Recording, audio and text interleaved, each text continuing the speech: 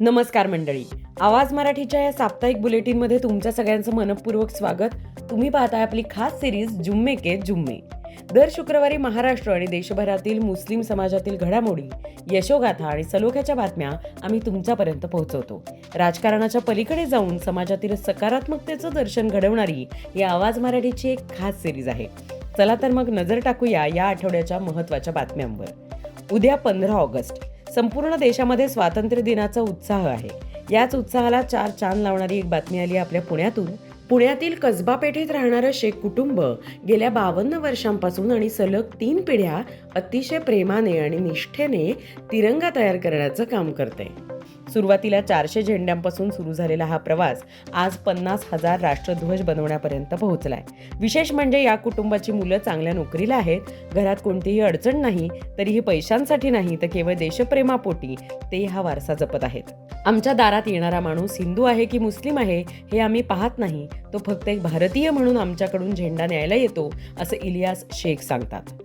स्वातंत्र्य दिनाचा असाच एक वेगळा आणि माणुसकी जपणारा उत्सव उद्या मुंबईतही साजरा होणार आहे. मुंबईच्या भायखळा, नागपाडा आणि मदनपुरा भागातील 500हून अधिक मुस्लिम चप्पल कारखानदार आणि फुटवेअर मॅन्युफॅक्चरर्स वेलफेअर असोसिएशन यांनी एकत्र येऊन एक उपक्रम राबवायचं ठरवलंय.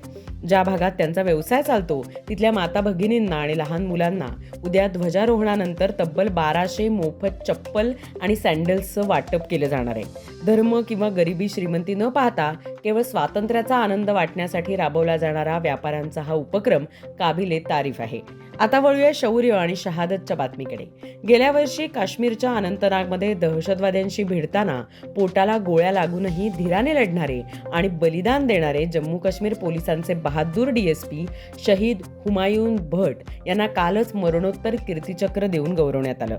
राष्ट्रपती भवनात त्यांच्या पत्नीने हा सन्मान स्वीकारला तेव्हा संपूर्ण देशाच्या डोळ्यात पाणी होतं. या वीरपुत्राला आवाज मराठीचा सलाम. देशभक्तीच्या याच भावनेला उजाळा देण्यासाठी साताऱ्यात उद्या मिसाल वतन से मोहब्बत की या विशेष पुरस्कारांचं वितरण होणार आहे. स्वातंत्र्य सैनिकांच्या त्यागाची आठवण म्हणून विविध क्षेत्रात मोलाचं काम करणाऱ्या 10 मान्यवरांचा सन्मान इथे केला जाणार आहे. संकट काळातही महाराष्ट्र कायम पुढे असतो. आसाममधील भीषण पुरामुळे बाधित झालेल्या लोकांसाठी जमियत उलेमाए हिंदच्या वतीने मदतीचा हात पुढे करण्यात आलाय. अन्नधान्य, कपडे आणि वैद्यकीय साहित्याची मोठी रसद महाराष्ट्रातून आसामला पोहोचवली जाते. शैक्षणिक वर्तुळातून एक महत्त्वाची बातमी म्हणजे टीईटी परीक्षेत हिजाब संदर्भात निर्माण झालेल्या अडचणींवर तोडगा काढण्यासाठी गर्ल्स इस्लामिक ऑर्गनायझेशनच्या शिष्टमंडळाने उपमुख्यमंत्री सुनेत्रा पवार यांची भेट घेतली.